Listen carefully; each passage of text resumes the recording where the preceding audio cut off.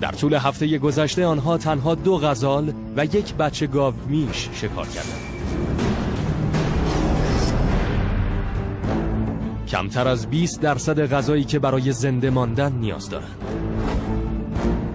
شکار کردن این شکار کوچکتر و سریعتر به این معنی است که گله باید بیشتر به اعضای سریعترش یعنی 2 حمله کننده اش تکیه کند.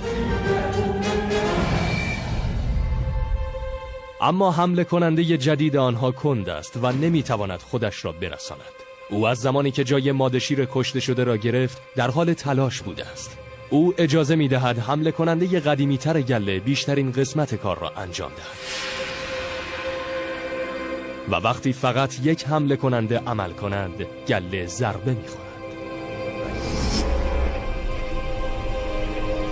وقتی به 1 گله از غزالهای تامسون کوچک و سریع میرسند حمله کننده قدیمی به سمت آنها یورش میبرد، اما حمله کننده تازه کار تنها تماشا میکند.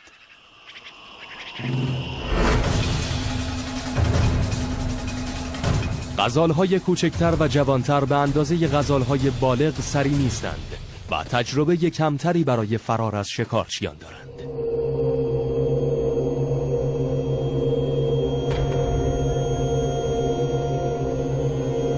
شکار آنها کوچک است. پس از آنکه 2 نر گله نصف آن را میخورند کمتر از 1 کیلوگرم به ماده شیرها میرسند.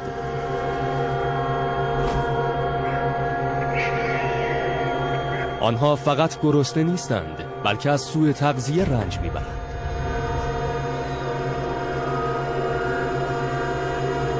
اگر به سرعت شکار بزرگتری نگیرند ممکن است بمیرند و به محض اینکه ماده شیرها از گرسنگی بمیرند طولی نمیکشد که تمام اعضای گله از بین میروند.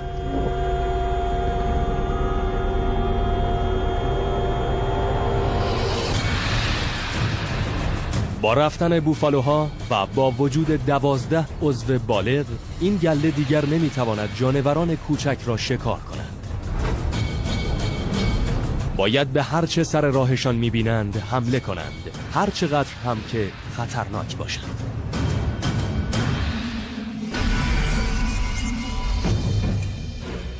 گورخر 320 کیلوگرمی 15 بار بزرگتر از غزالی است که آخرین شکار گله بود. 1 گورخر میتواند غذای آنها را تامین کند و همه را سیر کند. اما گورخرها خطرناکند زیرا قدرت زیادی دارند. برای ماده شیری که میخواهد یکی از آنها را بگیرد هر اشتباهی میتواند به فاجعه منجر شود. گورخرها پاهای قوی و لگدهای مهلکی دارند. این ضربات آنقدر قوی اند که در صورت اصابت میتوانند شیر را کور کنند و یا بکشند.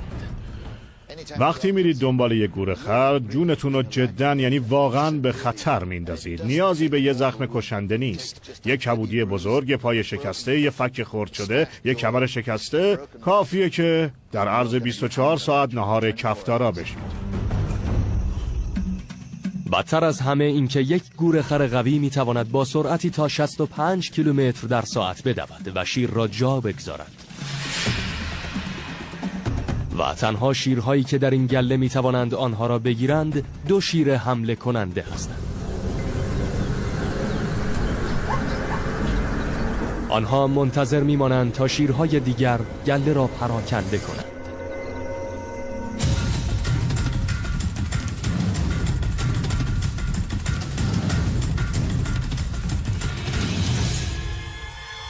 حمله کننده پیشکسوت از جا کنده می شود. اما حمله کننده بی تجربه تنها تماشا می کند و بدون حرکت عقب می ماند.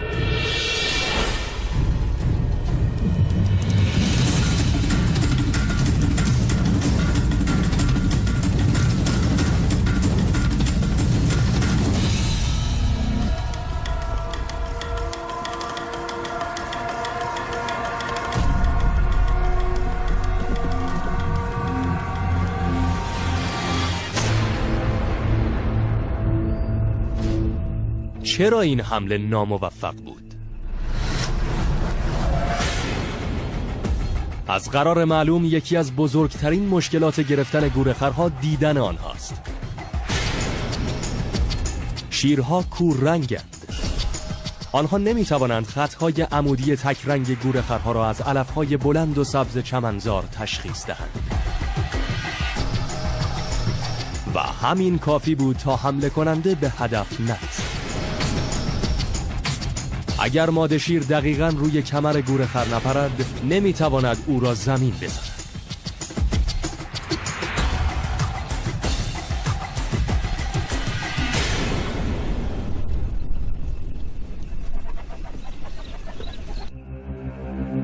این برای گله فاجعه آمیز است. اگر حمله کننده شماره 1 آنها نتواند یک گورخر را بگیرد، احتمال اینکه حمله کننده تازه کار بتواند بسیار کم است.